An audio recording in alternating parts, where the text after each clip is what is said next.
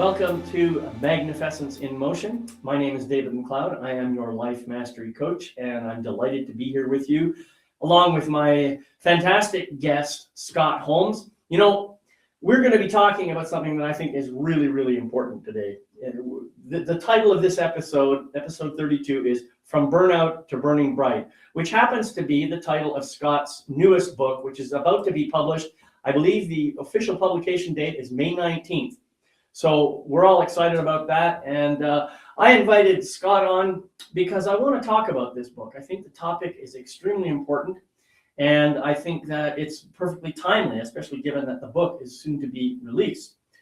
So Scott is an amazing person. He's a polarity therapist, a Reiki master, a theta healer, and he's done all kinds of amazing things. And to add to all of that, of course, he is a #1 best-selling author and has contributed to many collaborative book projects, including these ones here that he and I have been involved in. The first one we got involved in was this one called, what's it called? Find Your Voice, Save Your Life, Volume 4.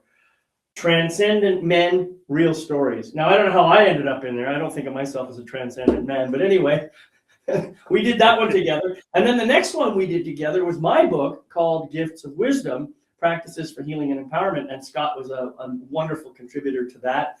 And then, of course, we've got this new book that we both contributed to. This is one of Laura DeFranco's books from the Brave Healer Productions. This is volume 6, I think, of The Ultimate Guide to Self-Healing.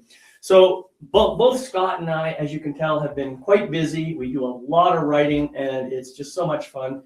But this book in particular is something that I know is near and dear to Scott's heart. So, Scott, tell us a little bit about From Burnout to Burning Bright, what the title means to you, what the whole topic means to you, and why you decided to take the lead author role in this book.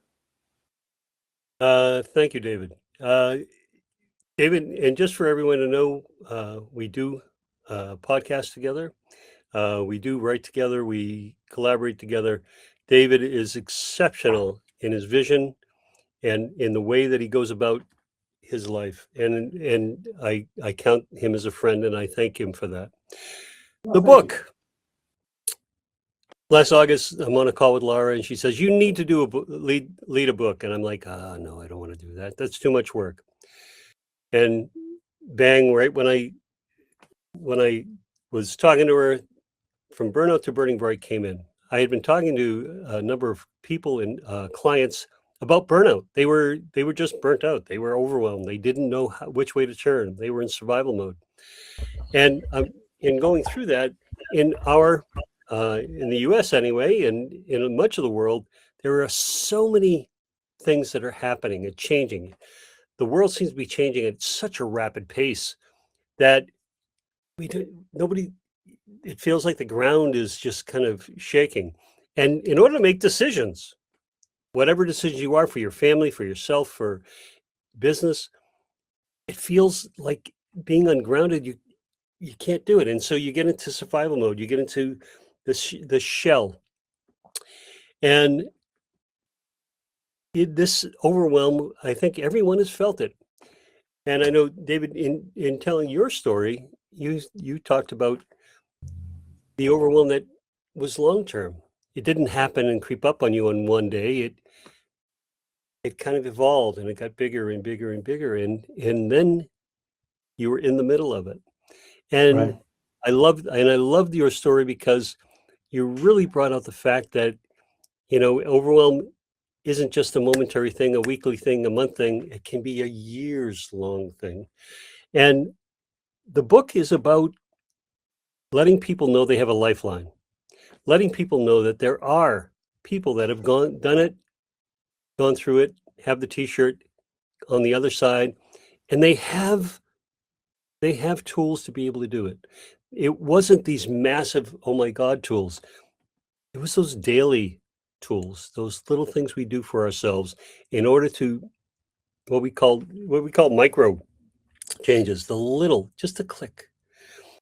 You brought this up, I think, one day, is that in a year there are 365 ways to just turn it 360 degrees. Just take one click. and you can Right. change your whole world around. And that's what we're talking about in doing it, that it doesn't take a massive change. You don't have to realign everything in your life in order to get out of the overwhelm. Just do it one click at a time. Right. I like that. The one click at a time.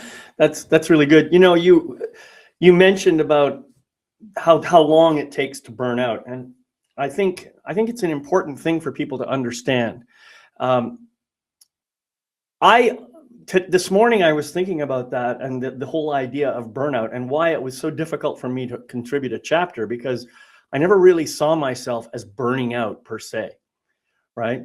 And you mentioned that it was a slow process, and it is for me, and I'm sure it is for a lot of people. Now, of course, we all can have circumstances in our life that feel like, the universe just dumped a whole load of crap on me all at the same time, and we all have to deal with those sorts of things.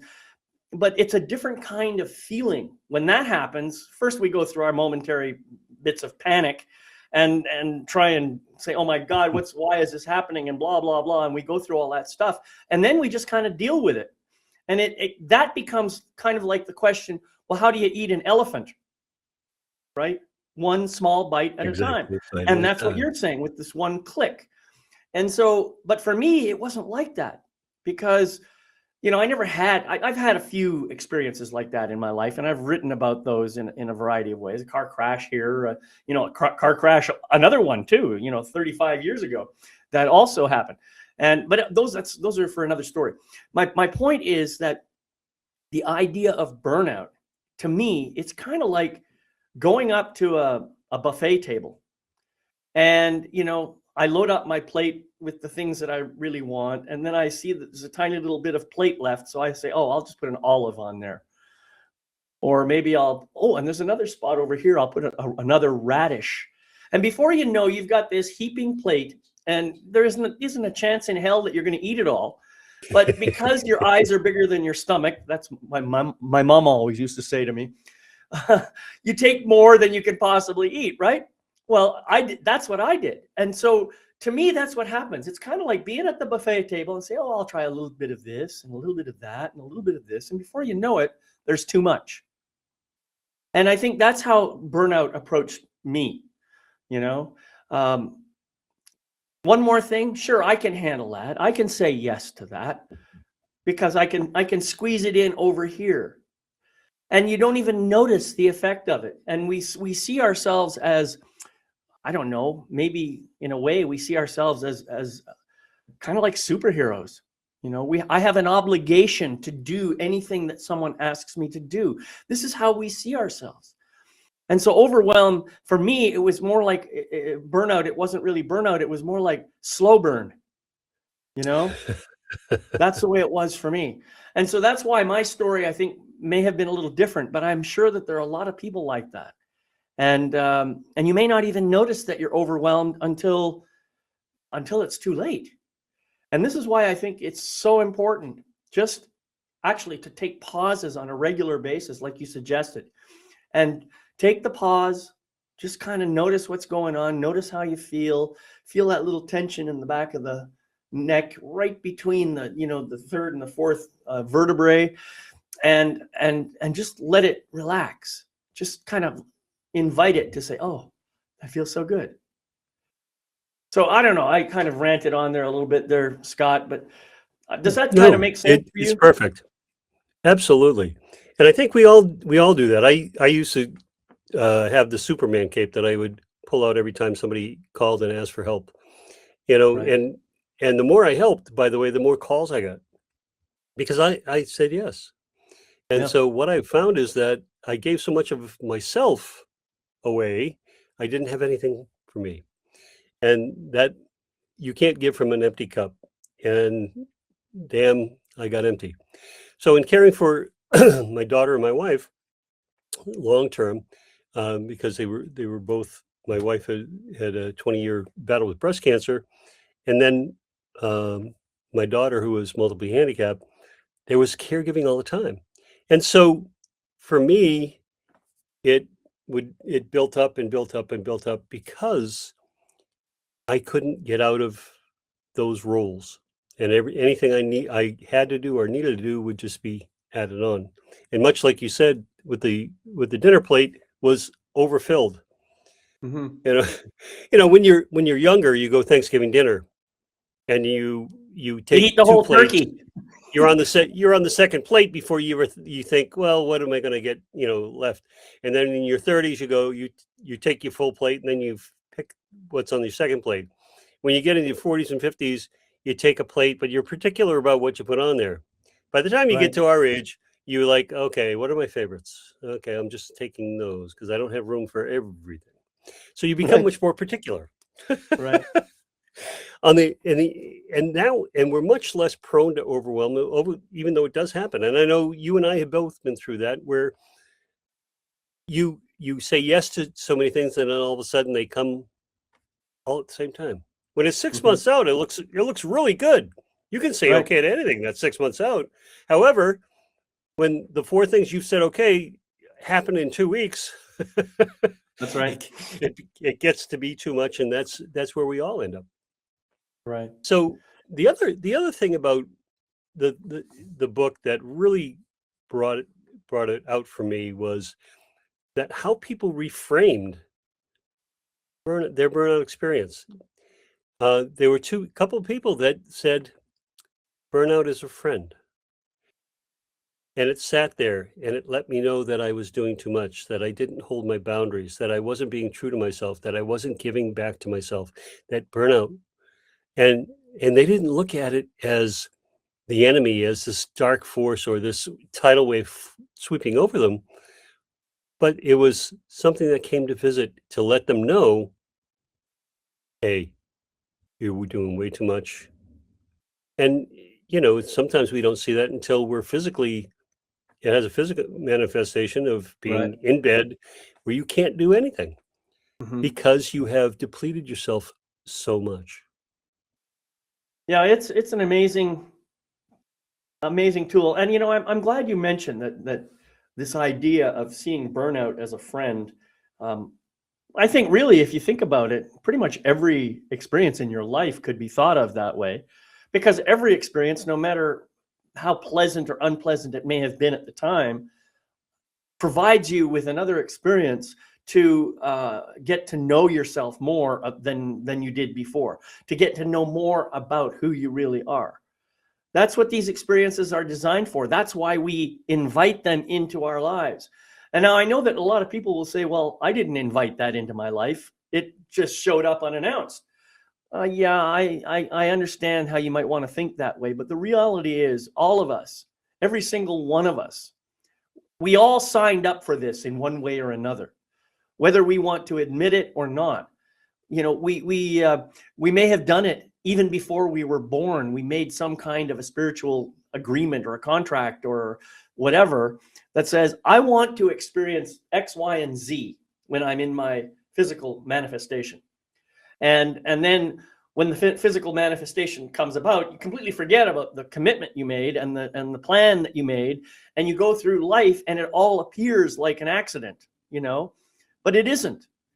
And the beauty of this, and something that I have come to realize now, is when I made this pre-physical, I don't know, commitment, Obligation, agreement, commitment. yeah, whatever you want to call it, there were other spiritual beings present who were with me at the time. And they all signed on to participate in my agreement in some way. Some of those spiritual beings decided to come along for the ride and maybe join me in the physical world.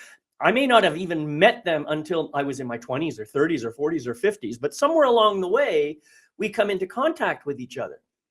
Some of those spiritual beings decided to stay behind in the spiritual realm and support me in a different way. And maybe that's where some of us see things like, guardian angels, stuff like that, things that cannot be explained scientifically, but which we all experience, So I don't know. This is one of my favorite scientists, by the way. His name is Rupert Sheldrake. I don't know if you've heard of him, but he talks about this a lot. He says, how can you tell people they didn't have the experience they had? Science is not, that's not what science is for. Science should be looking instead at saying, all these people claim to have this experience. Maybe there's something there for us to look at, you know?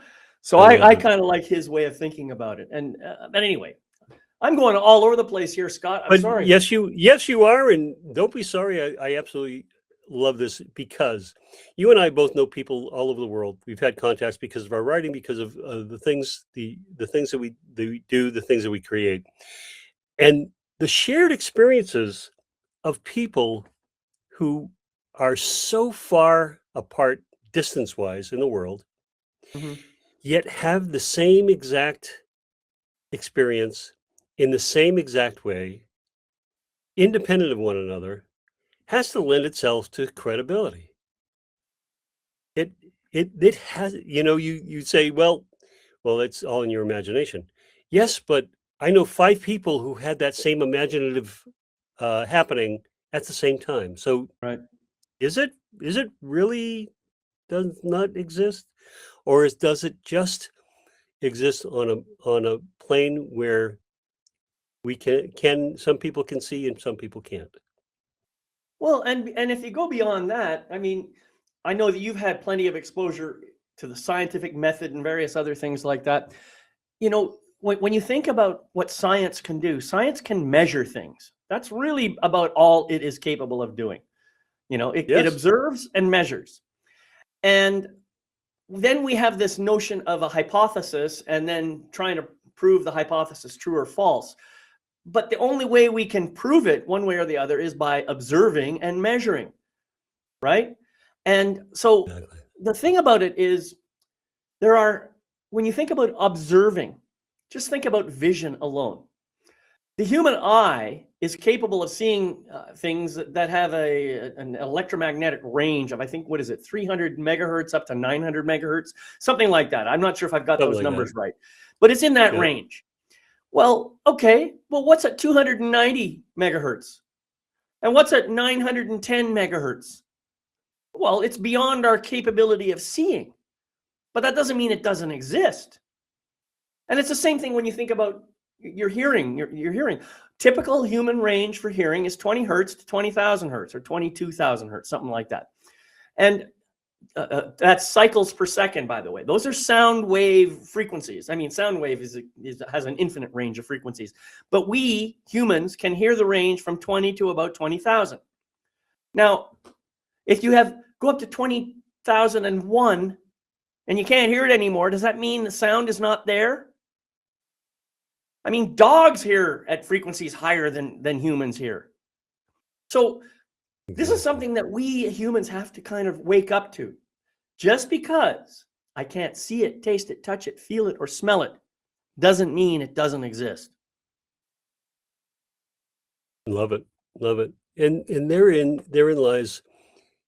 You want to talk about faith? You want to talk about all the aspects of not being able to concretely measure it, feel it, touch it, shake it. And is it faith? Is it just trust in the other abilities that we have? We walk into a room. We walk into a room after someone's had an argument, and they walk out. You walk into the room and you feel something is kind of off. You feel that energy that they had, that negative energy, and you like, wow, okay, somebody had a fight in here or something. I don't know what's going on. Right. It's Does that mean chaotic energy because in here. chaotic energy? Well, we can't see it, but we have that instinct to be able to do that. Yeah. Just by the way, on this topic, I just got back from Egypt, and the temples were put in certain places because of energy, the energy lines in the world.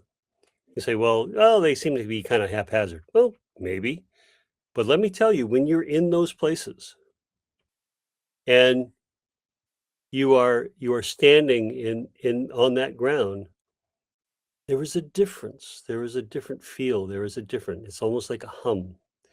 And when you think about in Egypt, 5,000 years of people coming to worship there or pray, or however you would like to say that they did their religion, there is all that energy that's stored in that stone and that is stored there, and you feel it.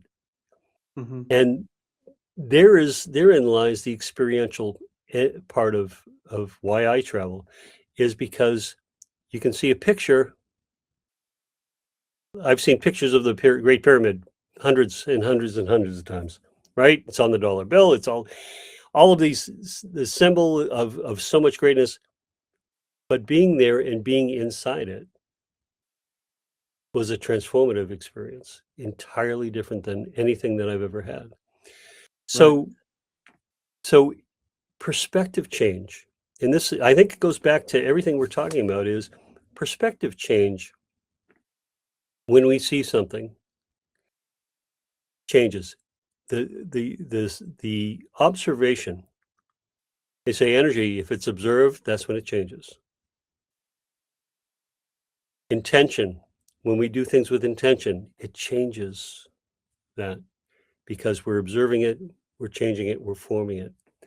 And that's where when you're overloaded, when you're in survival mode, when you slightly change that perception of where you are, who you are, what's going on, things look a little differently. Right. Trying to take it full circle about what we're talking about is it change the act of observation changes what we're looking at when we look at it from a different perspective. Yeah, I totally agree with that. You know, this is now you're getting a little bit into quantum physics, you know, and Heisenberg and Schrodinger both talked about this idea of the observer actually contributes to the thing being observed, even just doing nothing but observing. And so, but what's interesting, you said something, when you observe it, it changes. Well, who's to say that it doesn't change when you don't observe it? You can't make that conclusion, right? It's like this idea of it's this idea of an objective reality, an objective truth, an objective anything. If you think about it for a moment, I've done this experiment many times. How do I know reality exists? Well, I don't really, but without my consciousness, I can't even contemplate that question. Without my awareness, I can't even think about that. So I look at it this way. I said, a reality in which consciousness doesn't exist. There can be no reality where no consciousness exists. And if a consciousness exists, the consciousness is contributing to that reality, right? And so it's not objective. The consciousness is observing it. The consciousness is seeing it. The consciousness is having a subjective experience of that reality. It's a complicated issue and a philosophical question that I think, you know, if you think about it long enough, it makes sense. Of course, right now, you know, brain synapses are probably going all, you know, cattywonkers. That's what happened to me when I first started thinking about it. But now it makes sense to me. There is no objective reality. There's only subjective reality, because no reality exists unless there's a consciousness there to observe it. So if a tree falls in the forest, does it make a sound? Well, if you're there and you observe it, yes. If not, does it? Who knows? Well, the very fact that you can imagine a tree falling in the forest when nobody's around means that it does exist. You know, and it makes its sound. It does its thing when it's interacting. And that's another thing that I've been thinking a lot about. You know, so we have this notion of reality and imagination, right? Well, if you can imagine it, it has to exist because it's part of all that is. It exists somewhere. Now, this is a mind-boggling thought. And this is the kind of thing that gives me burnout, by the way. Thinking about stuff like this all day long. But you know, I want to bring it back to our topic because it's really important. These ideas that we're talking about, the ability to make a perspective shift, the ability to look at something from you know, the other side of the coin. you can't really do that if you're too full of stuff. If you don't have enough space in your life to give yourself room for that. And so that's the point I think we're really trying to make. We're talking about all these things, but if you take on too much, then you don't leave room for your own self to grow and expand and really enjoy the experience of whatever it is you're trying to do. That's kind of what we're talking about here. And when you in a way refuse to give yourself the freedom to have that experience, that's where real burnout happens. That's when one day you stop and say, I just don't give a shit anymore. I'm done. Yep. And so thank your lucky stars when that day comes. Because it's not really true that you don't give a shit. It's just true that at this moment, I don't want to take on anymore. That's when the overwhelm has reached its breaking point for you. That's the straw. That is the straw. Exactly. So use the example of driving through a neighborhood, right? You're driving and you're going so fast. Well, then you're on a bike and you drive through the neighborhood and you're going at a much slower pace and you see other things that you wouldn't normally when you're driving. In the act of driving a car, you have to really be very concentrated on the road. And then when you're on the bike, you can kind of see more. Now walk that same neighborhood. You're walking the dog, you're walking through, and you notice the bushes, you notice where the trees are. Right now up here in Boston, the trees are in full bloom, they get bright colors, they're absolutely stunning. What is it? Do I see that while I'm driving? Yeah, but I'm not noticing it. I'm not observing it. And that's, I take that in the same way of slowing your life down and slowing how you see things and how you perceive things, because the more you slow down, the more you're able to see on your experience, and the more you're able to take in. And that's the richness, that brings the richness of life, is that slowing down. It really, truly is. So when you're in overwhelm, when you're there, you want to be able to breath, slow it down, and see what's there. Because a lot of times what overwhelm is a perception of where you are right now, how you've depleted yourself, how you're in survival mode. Now, yes, it may be circumstance beyond our control, but a lot of times it's choices we've made. You mentioned that when we make the contract before we even come here, we have an obligation, we have that commitment, we're going to do that. Okay, I'm here to do that. Well, then this comes on, and the family comes on, and then growing up comes on, and then the job, and then you create a family, and all of a sudden you're up to here and you don't know where it is, and you forget that you signed a contract to be you, and you're being everything except for you. Right, but that's the beauty of it. In my own experience, I know now that my whole reason for being here is to know, embrace, express, and experience the deepest truth of who I really am. And the way I ended up doing, I don't know if I actually chose to do this in the sense of writing a contract to do it this way. I do know that was my ultimate goal in my experience, was to get to that place of knowing. All right. But in order to get there, I chose a very circuitous route.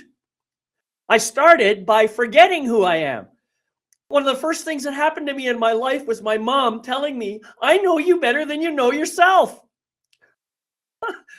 And now I can laugh at it. I could say, oh, of course, that started the whole thing, because I started to believe her. I believed that other people knew me better than I knew myself, so I couldn't know myself. And so the whole first 40 some years, 50 years of my life was all about coming back to that truth.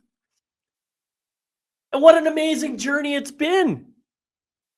Even the point where I reached a point where I was almost ready to kick the bucket.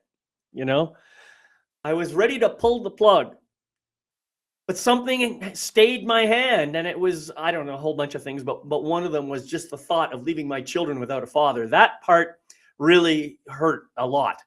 And that stopped me and kind of moved me into the next phase, which was now about, all right, I've been giving up my truth all this time.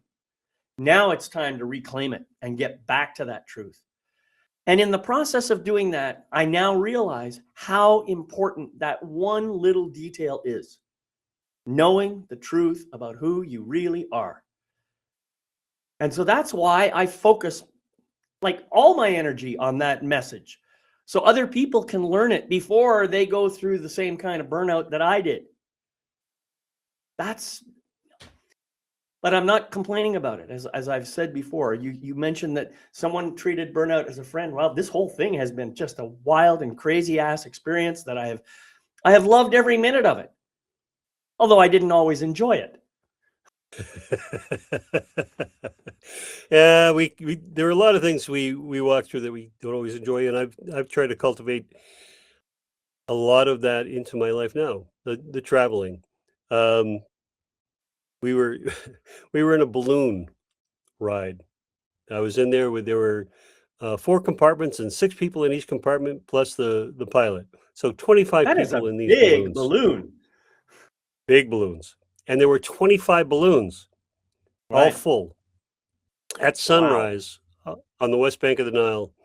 And it came up, and I don't know what I expected, but there was no sense of movement whatsoever. Left, right, up, down.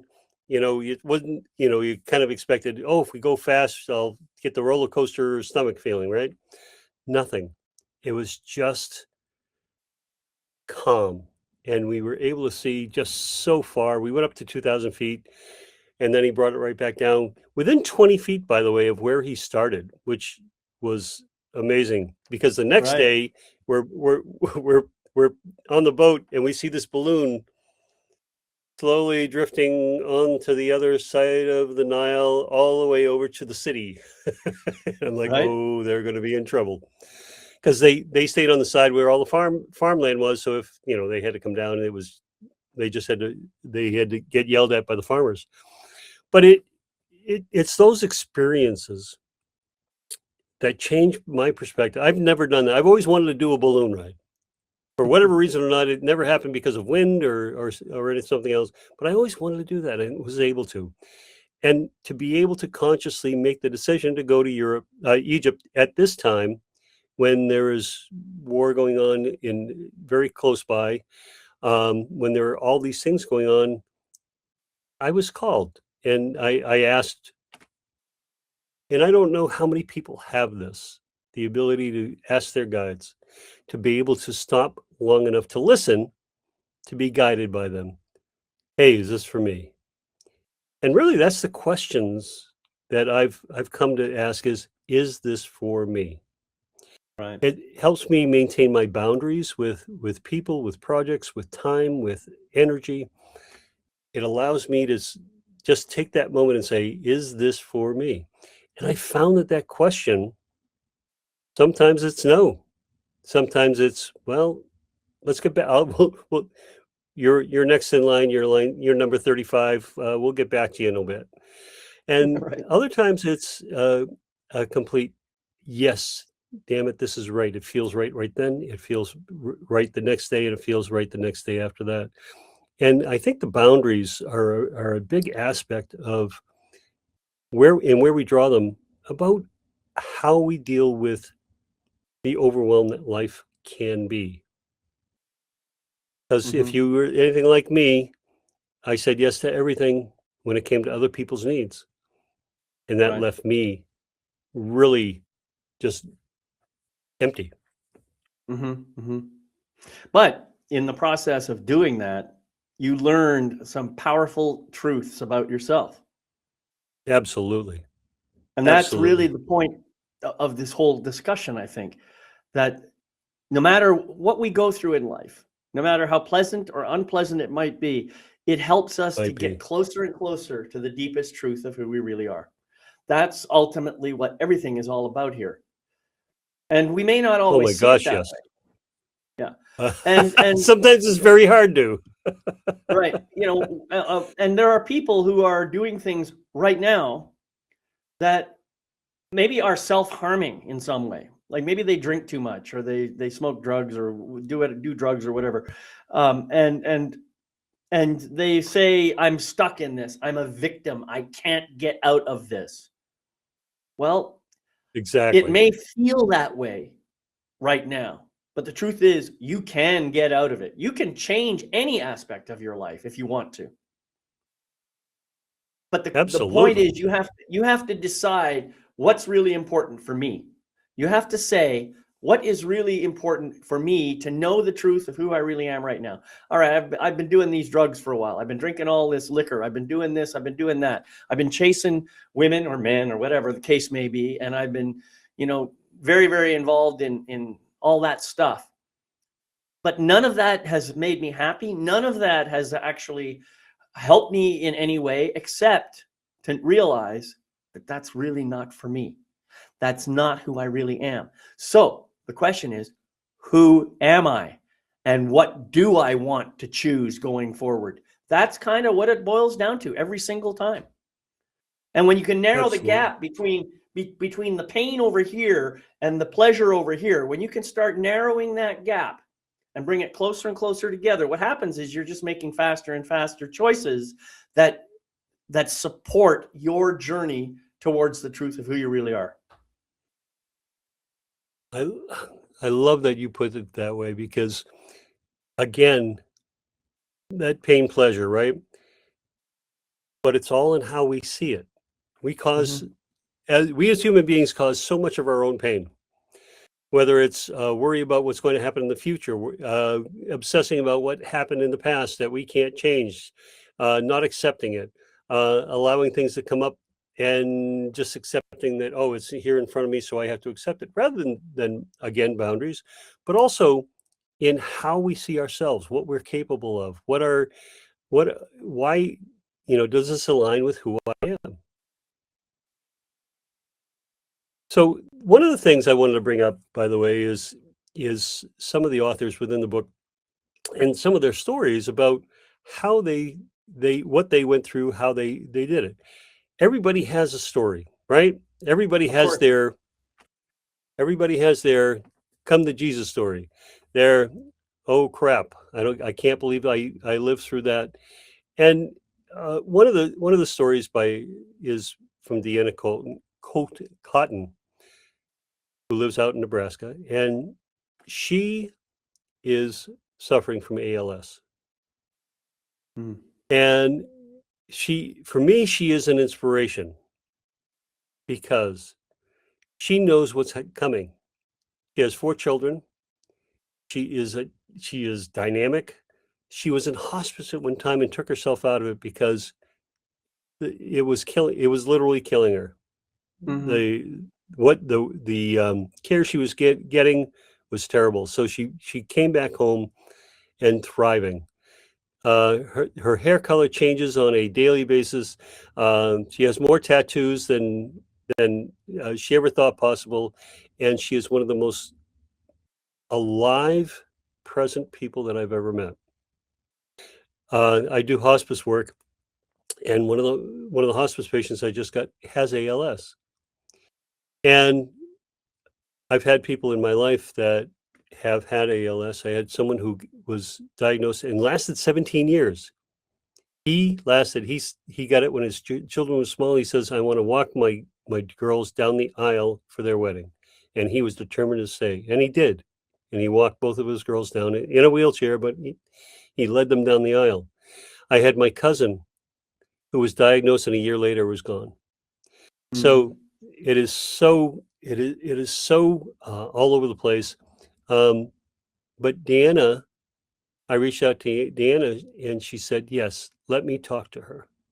She is an advocate for people with ALS, even though she is going through just something that's really crippling and is taking her a little bit at a time every day. And it's that inspiration. And I found in my life, the people that have been through the most are the ones with the most compassion. Yeah, because that's they interesting. understand what Mhm. it is. Because they Right. understand. Mhm. Yeah. And Well, it's first of all, I think, yeah, Deanna's story is very, very touching and very inspiring for sure. An amazing woman. Um, and the point that, okay, so she is in a very unique kind of situation. mhm, ALS, it there's a everybody knows that it's formerly called Lou Gehrig's disease. It's some kind of a neurological disorder. I don't know exactly what the details are, but it's very debilitating, and it basically slowly kills you. Well, ultimately, we're all going to die one way or another. yep, That's just the fact of life as it happens. um, and so all of us, we all have things that we have to deal with in our physical life. yeah, The question is, can we deal with it with that kind of grace that Deanna is expressing and displaying for us, demonstrating for us? The fact you said she pulled herself out of hospice. Well, hospice is a place where people go to die. And so the people in there are trying to help you die. That's what they're doing. yep, And they're trying to help you die with dignity. I mean, I'm not complaining about them or anything. I'm just saying that's basically it. So the energy is they're not expecting anybody to go into hospice and come out again, nope, right? nope. She's proven them all wrong. So that's the point. And you said something else that's really, really important, is it's about how you accept your circumstances. Now, she has obviously, I mean, I don't know her personally, so I can't say this for a fact, but my judgment is she has accepted her circumstances for what they are. That doesn't mean she agrees with them. That doesn't mean she likes them. That doesn't mean she necessarily wants anybody else to have those experiences. But she has said, this is it. This is my experience. Now, how am I going to deal with it? That is what makes the difference. And this is where your Exactly. point about perspective really kind of comes into play. Okay, I have this disease. Now what can I do about it? Well, I can take these medicines, I can do these things, I can write books, I can get tattoos. And what is getting a tattoo but a way of saying, I'm going to just adorn my body with beautiful things because I love my body? Well, not everybody has that feeling, Exactly. but I think that's what's going on for her. I love my body and I want to adorn it with something. And I will bet every one of those tattoos has a powerful story on it. Exactly. Exactly. It honestly does. And that's why, I try to shine a light on her story simply because that inspiration of perspective, of change, of um, knowing that, hey, I'm going to die. This isn't how I chose it, but damn it, I'm going to go out with my boots on. Exactly. It, Yeah, I it, it mean, is an amazing, it's it amazing is how amazing. attitude can change everything. And that word attitude, we have our own interpretation of it, but the word attitude from a flying perspective means, what's the orientation of the aircraft? That's what the Right. word attitude means. Now, if I apply that same definition to me, to myself, what is the orientation of my consciousness around this topic? What am Mm, I? How am I resisting it? How am I accepting it? How am I fighting it? Those are great questions to ask. These are my circumstances. What am I doing? How am I making those circumstances better or worse? And is my attitude, my orientation towards those circumstances, how is that affecting the other people in my life? wow. Thank you for that. I knew that, but didn't remember that about attitude. Um, as far as when it came to navigation. And that really makes all the difference. Why is it when bad happens, one person's like, okay, next. Another person, it's that same thing happens, and it's the most devastating thing in their life, because that's how they've learned to deal with what comes up. Right. And let's face it, there have been circumstances in my life when I reacted as if it was the end of the world. And there have been other circumstances where other people around me were reacting as if it was the end of the world, and I was in a calm state. What's the difference? I don't know. I honestly don't know. Some things trigger me in a certain way. Some things trigger other people in the same way that I'm triggered, but don't trigger me in that way. You know what I'm saying? We all have our own way of dealing with things, and it's neither right nor wrong. It just is what it is. Now, we could claim that certain reactions can add dysfunctional energy into the mix, like trying to put out a fire with gas, that kind of thing, or the energy that you bring to this, and the way you react to it can actually help to calm the situation. Right. Now, which one do you bring? Well, it's going to depend on way too many factors that you can't necessarily identify right now. But one thing is certain: no matter how you react, you can review it later and say, that worked, or that didn't work so well. It didn't work. Exactly. And if it didn't work, now you can go and look and say, all right, how can I improve that for next time? Because it's almost certainly going to happen to me again. How can I improve that for next time, and maybe make amends with those people I messed up in the process? I love, by the way, and you have this innate ability to be able to take something while it's happening and look at it 5 ways to Sunday, and really be able to analyze it. Not always, I agree. Okay, you're human, but most things you look at it and from different perspectives at the same time, and that presence, I'm sure, was learned. You didn't always have that ability to be able to see it like that. Yeah. And that's that's one of those things that I've always aspired to, that in an emergency, something happens, that there's a clarity there. You don't get caught up in the emotion. You don't get caught up in the all of the, oh my gosh, oh my gosh, oh my gosh. You get caught up in, here it is.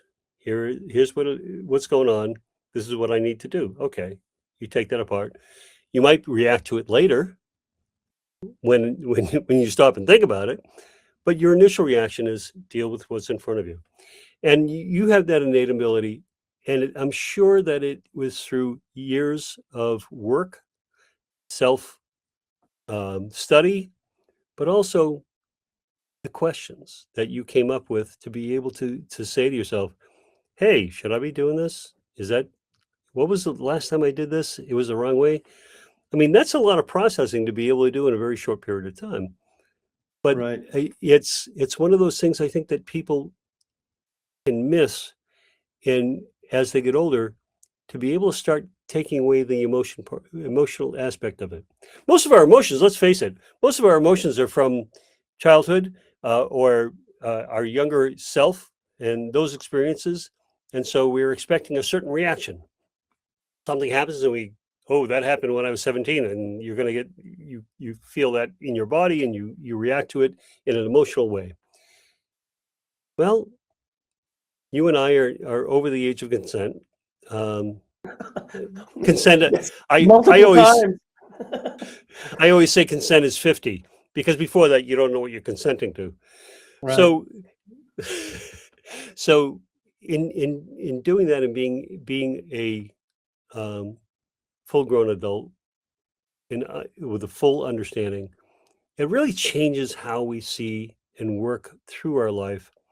Through overwhelm doesn't come in the same way anymore, because we have those boundaries. We know where we've been. We know we've experienced that, and we don't want to go back to those bad ways of being, of doing things, so making those bad choices, because again, we've been there, and that's where with the book that's coming out, from Burnout to Burning Bright, that I wanted for people to have as a reflection of maybe that's where they are right now and they don't know it.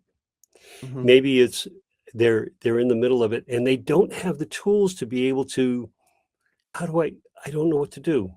We both work with clients, and a lot of people come to us and say, I'm stuck. What do you mean? Well, I'm stuck. I don't want to do this all the time, but I don't know what to do. I don't know how to do it. And we allow them to give them tools to be able to take a first step. And in taking that first step, they go, okay, I guess I'm not as stuck as I thought. And then they go to the next step and the next step and the next step. Right. And it's that process of relearning how to almost walk again, right? When we're children, how do we learn to walk? We fall down a lot. Well, Right. when we get to be adults, we don't want to fall down anymore because you might break a hip. But you still make mistakes, and you make them in a different way, in a much more thoughtful way, in a much more educated way, because you don't really want to have to do the hard stuff or do it as hard anyway. Yeah. Yeah. The whole idea of, I think, we've kind of ranged around the subject. We've talked about a lot of different circumstances that can feel overwhelming, can feel overpowering. And I think, as you say, there is a way to stay present, even in those moments. I remember I've shared with you about this car crash that I had in 2013, where I actually fell asleep at the wheel, but didn't wake up until the car was already out of control, flying off the freeway. And of course, when I jerked awake at that point, my instinct was I just felt this sense of panic arising within me. But at the same time, there was this really loud, commanding voice. I don't know if it was me speaking or if it was just some voice that just seemed to surround my entire head and the entire interior of the car. And it just yelled, "Relax," in this really, really deep, strong voice. And it's like at that moment, time kind of slowed down, and I said to myself, relax. Well, what are my options here? And there's all kinds of foliage and stuff on the windshield. I can't see out the windshield. I said, well, I guess trying to control the car is out of the question. What was the other option that I had? I can't remember right off the top. I guess I could go into a place of uncertainty and panic. That didn't seem logical. And so I thought, okay, what the hell? And so I handed it over. I said, okay, mister, go ahead, take it away. And then the car just kind of came to rest after that. Now, there's a lot of other pieces to this story that I could share, but my point is, it's possible, even in the most difficult of circumstances, to be present and relaxed. I learned that day. That could have been a life destroying moment. And maybe if I had not paid attention to that voice, that's how it would have ended up. I would have been fighting this car, and who knows what could have happened to it. So my life was spared that day because I chose to relax and just let the situation unfold. Now, would I have the presence of mind to do that again next? If another such situation happens, I don't know. All I know is it happened that time, and that was enough for me to really understand the power of staying present to the moment. Okay. And I'm not going to go and try it again just to find out if I'd be relaxed the second time around. No. No. Absolutely not. Yeah. So the idea of presence, I mean, you can't really be aware of what's going on until you get present to the here and now, to where you are right now, right? Exactly. And then once you get present, then you can say, and now you can start observing. Now you can actually have the perspective of looking around and seeing all the different things. And by the way, time is a complete illusion anyway. As you know, I've had that personal experience now. Everything just kind of stops. And in that instant of timelessness, that's when you have infinite capability to look at everything all the time, all around you. And it's a beautiful, beautiful feeling. I invite you to practice it and try and learn it, and just do it when there is no burnout, when there is no overwhelm. Do it, practice it, because then when the overwhelm and the burnout happens, you'll be better able to get to that place and start making rational decisions that support you in knowing the truth of who you really are.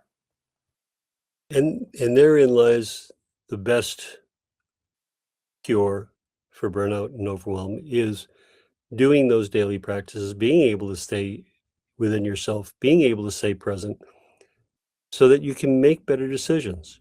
So that, we talk about recovery, but it's about sustaining yourself on a daily basis. I think that's kind of the point of all of this, is that no matter what comes down, is being able to do those daily practices, finding out what they are, finding out what works for you. Every person is different. Meditate, talk meditation, and it takes on 100 different ways to be able to meditate that everybody uses themselves, that fits their lifestyle, that fits their needs, that fits everything. Meditation, I think, is kind of people see it as very narrow, and you got to be in lotus, and you got to have the music playing, and the scents wafting. No, it can be walking the dog, it can be hugging a tree, it can be knitting, it can be any of those aspects that bring your mind quiet and being able to slow everything down. So slowing things down in all aspects is one of those really important parts of doing this type of work and getting out of overwhelm and burnout, no matter what you do.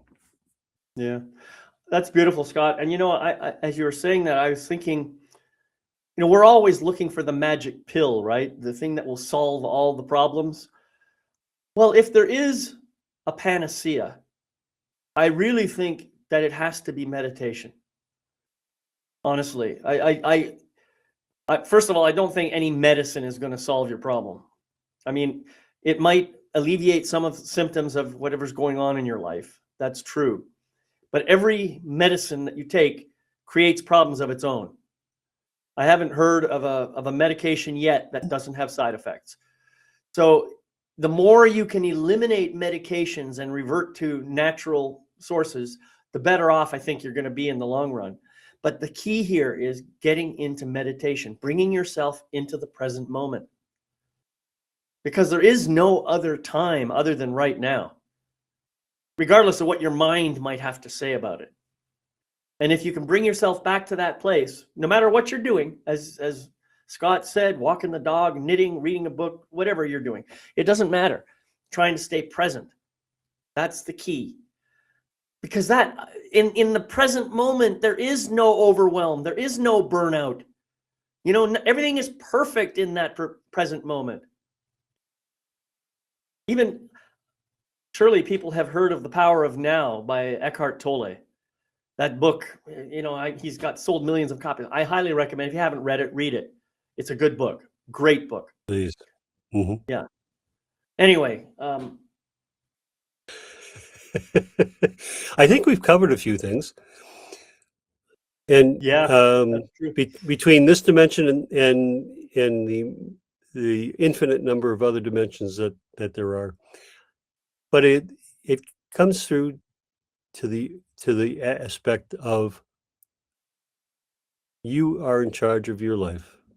You have decisions you can make, and you make them in a much clearer, better way when you are grounded in yourself, when you have the ability to slow everything down, to be able to listen to your body through meditation, to be able to be centered. And it comes down, and it's not, all Eastern, you got to shave your head and wear an orange frock and, sit on a mountainside. You don't have to do that.